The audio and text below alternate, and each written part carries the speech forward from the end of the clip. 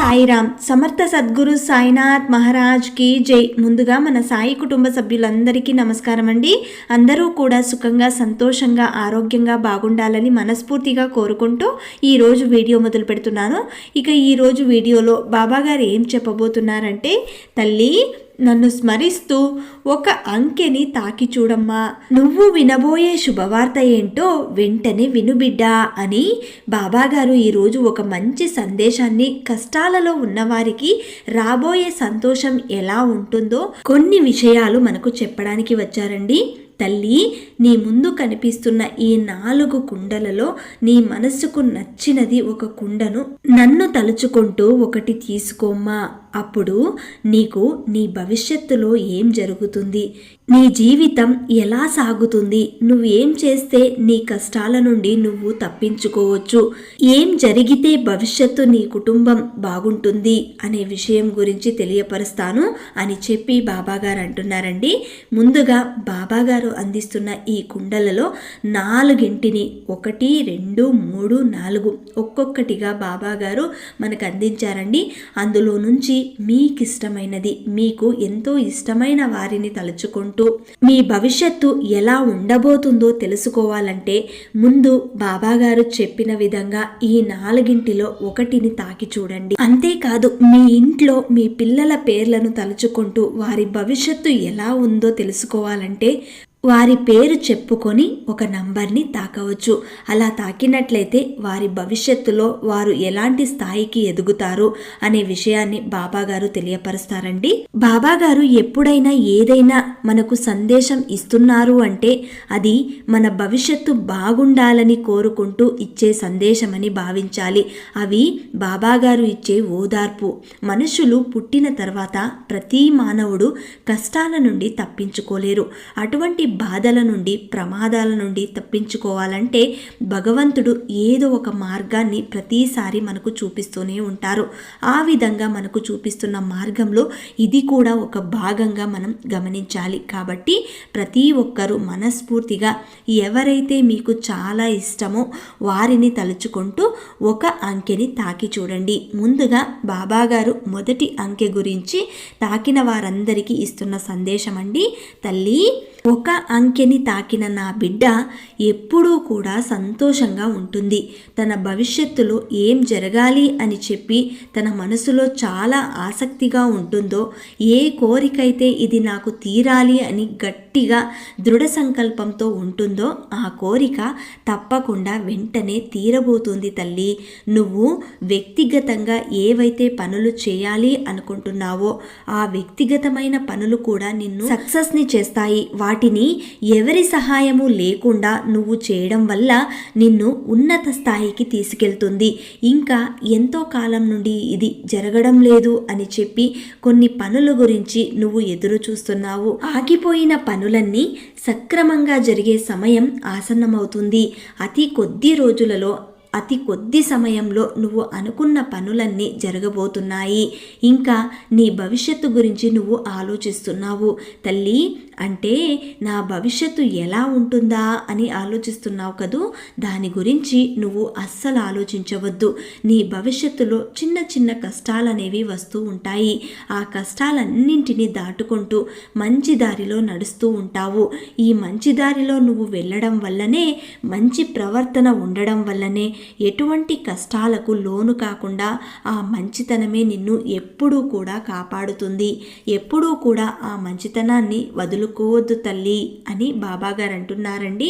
ఇంకా ఒక వ్యాపారం మొదలు పెట్టాలి అని చూస్తున్నావు. ఇంకా ఎక్కువ ఆలోచన చేయకుండా వెంటనే ఆ వ్యాపారాన్ని మొదలుపెట్టు. నీకు ఆ వ్యాపారంలో ఎలాంటి ఒడిదుడుకులు లేకుండా సక్రమంగా అన్ని సవ్యంగా జరిగేలా నేను చూసుకుంటాను తల్లి. అలాగే నువ్వు ఒక మంచి శుభవార్తని దగ్గరలో వినబోతున్నావు. నీకు అంతా మంచి జరుగుతుంది అని బాబాగారు ఎవరైతే 1వ అంకెని తాకారో వారందరికీ ఈ విషయాన్ని తెలియవరుస్తున్నారండి. ఇక ఎవరైతే 2వ అంకెని తాకుతున్నారో తాకారో వారందరికీ బాబాగారు అందిస్తున్న ఈ సందేశం, 2వ అంకెని తాకిన నా బిడ్డ అతి త్వరలో ఒక శుభవార్తని వినబోతుంది. ఏం జరుగుతుంది, ఎలాంటి శుభవార్త వింటాను అని ఆలోచిస్తున్నావు కదా తల్లి, ఇదే నీకు మంచి ఆరంభం. కాకపోతే మీ ఇంట్లో మీ కుటుంబంలో చిన్న చిన్న గొడవలు వస్తున్నాయి, కొన్ని పొరపాట్లు జరుగుతున్నాయి, వాటి వల్ల కలహాలు రేగుతున్నాయి. నువ్వు ఎంత మంచిగా ఉన్నా నీ కుటుంబ సభ్యులు ఎవరైతే ఉన్నారో వారు నిన్ను అర్థం చేసుకోవటం లేదు. దానికి నువ్వు ఎంతో బాధని అనుభవిస్తున్నావు. నీకున్న బంధంలో, అంటే ఆడవారైతే మగవారితో, మగవారైతే ఆడవారితో కొన్ని భార్యాభర్తల గొడవలు జరుగుతూ వస్తున్నాయి. ఆ గొడవలు కూడా అతి త్వరలో సర్దుమణుగుతాయి. నువ్వు కొంచెం నీ భర్తని అర్థం చేసుకోవడానికి ప్రయత్నం చేయి తల్లి. మీ ఇద్దరి మధ్య సఖ్యత కూడా పెరుగుతుంది. ఒక శుభవార్తని వెంటనే వింటావు తల్లి. నీ భవిష్యత్ అంతా బాగానే ఉంటుంది. కొంచెం కోపం వల్ల అప్పుడప్పుడు కొన్ని ఒడిదుడుకులు రావచ్చు. ఆ కోపాన్ని నువ్వు వెంటనే తగ్గించుకోగలిగితే, నువ్వు నా నామస్మరణాన్ని వెంటనే తలుచుకున్నట్లయితే నీకు వచ్చే గడియలు కూడా మంచి శుభగడియలుగా మారుస్తాను. ఏదైనా సరే అన్నీ నీ చేతుల్లోనే ఉంది తల్లి అని బాబాగారు అంటున్నారండి.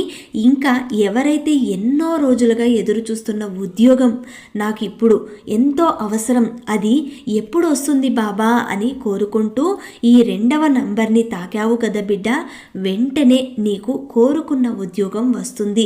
చింతించకు, అతి త్వరలో ఎంతో సంతోషంగా ఆర్థికంగా అభివృద్ధి చెందుతావు అని బాబాగారు అంటున్నారండి.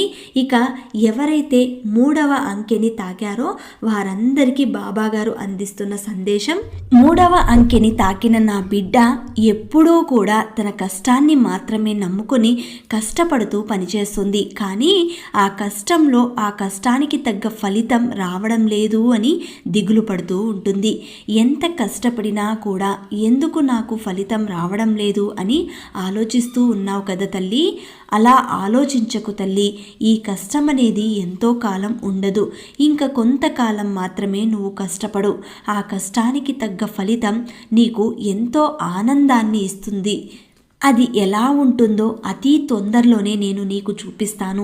ఎక్కువగా వేరే వాళ్ళ నుండి వస్తున్న గొడవల వల్ల నువ్వు ఇబ్బంది పడుతున్నావు. నీ మెదడుకి ఒత్తిడిని గురి చేస్తున్నావు. అలా ఒత్తిడికి గురి చేసుకోకుండా ముఖ్యంగా నీ భవిష్యత్తు గురించి, నీ కుటుంబం గురించి నువ్వు చేసే ప్రతి పనిలో ఏకాగ్రతగా ఉండు. నువ్వు చేయాలనుకున్నది చెయ్యి. ఎవ్వరి మాటలు పట్టించుకోవద్దు. అలా నువ్వు చేసినట్లయితేనే నీకు మంచి జరుగుతుంది. ఏ శుభకార్యం అయితే నువ్వు ఎన్నో రోజులుగా చేయాలి అనుకుంటున్నావో అది వెంటనే అతి త్వరలో చేయబోతున్నావు. అంతేకాదు మీ కుటుంబ సభ్యులందరూ నిన్ను ఎంతగానో సపోర్ట్ చేసినా కూడా బయట వారిని ఎక్కువగా నమ్మడం వల్ల నువ్వు మోసపోతున్నావు. ఇంట్లో వారి మాటలని పట్టించుకోవటం లేదు. కానీ ఇంట్లో వారు చెప్పిన మాటలు గుర్తుపెట్టుకో తల్లి. వారు ఏది చెప్పినా నీ భవిష్యత్తు బాగుండాలని మాత్రమే చెప్పే మాటలు కాబట్టి వారు చెప్పేది నీ మంచికే అని అన్నీ విను. ఇంకా నువ్వు ఎవరినైతే ఇష్టపడుతున్నావో, ప్రేమిస్తున్నావో వారితోనే, అదే వ్యక్తితోనే నీకు వివాహం జరగబోతుంది. మీ ఇద్దరి బంధం కూడా ఎంతో చక్కగా సాగుతుంది. నువ్వు మంచి వ్యక్తినే ఎంచుకున్నావు. కానీ అతనిని నువ్వు గెలవాలి అంటే ముందు వచ్చే కష్టాల నుండి ఎదుర్కొని అవన్నిటినీ దాటి వచ్చిన తరువాతే అందరినీ ఒప్పించి ఎంతో ఇష్టంగా ఘనంగా పెళ్లి చేసుకుంటావు. ఇవి ఎంతో కాలమైతే ఉండవు, అన్నీ సర్దుకుంటాయి. అతి తొందరలో మీ పెళ్లి కూడా జరుగుతుంది.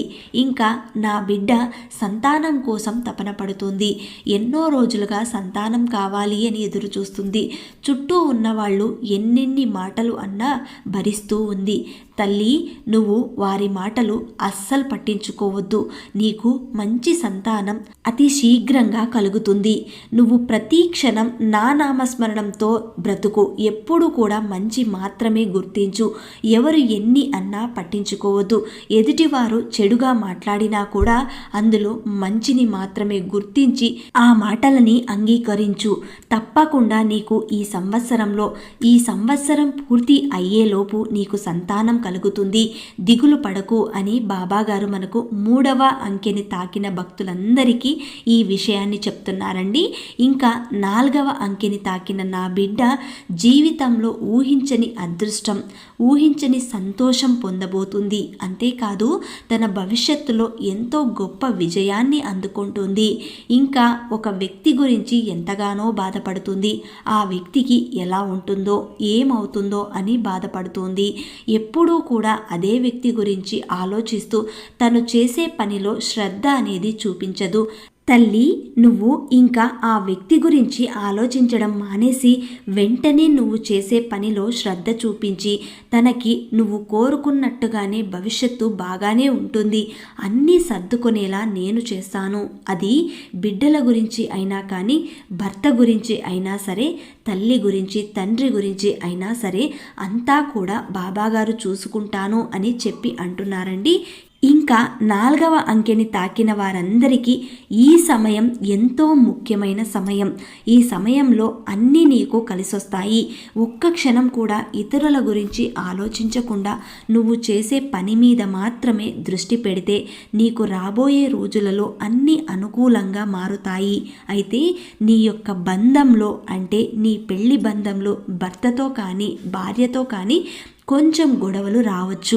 కాబట్టి ఒకరికొకరు ఎప్పుడైతే అర్థం చేసుకుని గొడవ పడకుండా ఆ సమయానికి వారి పనులు వారు చూసుకుంటూ ఆ గొడవలనేవి మరింత పెద్దవిగా చేసుకోకుండా సర్దుకొని పోతారో అప్పుడు వెంటనే మీ భవిష్యత్తు కూడా చక్కగా అలాగే సాగిపోతుంది. ఎప్పుడైతే ఓర్పుతో ఉండగలుగుతావో అప్పుడు నీకు ఎలాంటి ఆపదలు రావు. నువ్వు చూపించే కోపంలో కొంచెం అదుపు తప్పినా ఎన్నో ప్రమాదాలు తలెత్తే అవకాశం ఉంటాయి. అంతేకాదు నువ్వు కొత్తగా వ్యాపారం పెట్టాలి అనుకుంటున్నావు, నీ భవిష్యత్తు బాగుండాలి, నా పిల్లలు బాగుండాలి, నా కుటుంబంతో నేను కూడా బాగుండాలి అని కోరుకుంటున్నావు. ఇంకా ఏ మాత్రం ఆలస్యం చేయకుండా ఆ పనిని వెంటనే మొదలుపెట్టు తల్లి. నీకు అంతా మంచి జరుగుతుంది.